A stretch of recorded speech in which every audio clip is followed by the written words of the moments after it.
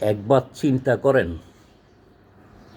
কত বড় বদমাশ হলে একটা মানুষ তার আবেগজনিত একটা আকামকে নবীজির সুন্নত বলে চালিয়ে দিতে পারে।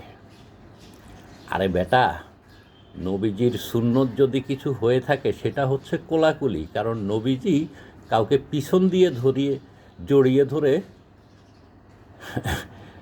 মানে তাকে কি বলবো আসলে, জামাত জামাতের আমির, ওনাকে প্রথম দিকে অন্তত একটু কিছুটা ভিন্ন মনে করতাম, কিন্তু দেখলাম যে না, যে লাউ সেই কদু।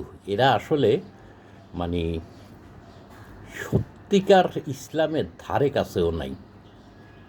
চিন্তা করেন, উনি ঈদের আবেগে রাষ্ট্রদূতকে বা একজন কূটনৈতিককে আবেগের ঠেলায় উনি পিছন দিয়ে জড়িয়ে ধরছেন, সেটা নিয়ে আবার আমরা ট্রল করছি বা মানুষ ট্রল করছে যে কোলাকুলি না করে, সামনে দিয়ে কোলাকুলি না করে আপনি পিছন দিয়ে জড়াইয়া ধরতে গেলেন কেন? অন্যটা আর নাই বললাম।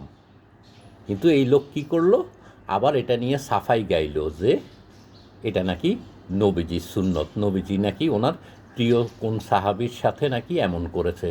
কোথায় আছে এই রেফারেন্স বা কোথায় আছে এই বর্ণনা যে নবীজি ওনার প্রিয় সাহাবীকে পিছন থেকে জড়িয়ে ধরছে? আমার তো মনে হয় না যে এইরকম কিছু আছে। এদেশে বড় বড় ইসলামী স্কলার আছে, ওনারা হয়তো আরও ভালো বলতে পারবেন। চিন্তা করেন, মানে নিজের একটা বিষয়কে এরা খুব ভালো করে জানে যে কোথায় কোন কথা বলে চালিয়ে দিতে হবে। আর এদেশের তথাকথিত তৌহিদি জনতা, তাদের কাছে এখন আর ধর্ম অবমাননা মনে হয় না, এখন আর নবীজিরকে নিয়ে কটূক্তি মনে হয় না। কি আর বলবো, এইভাবেই চলছে, এইভাবেই আমাদের হায় রে জামাত, আল্লাহর কি লীলা খেলা দেখেন।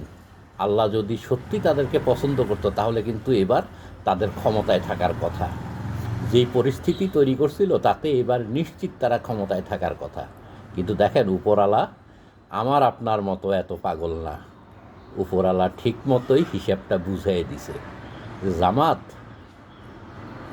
তোর ইসলাম আমার ইসলাম না, তুই বাইরেই থাক, ক্ষমতার বাইরেই থাক।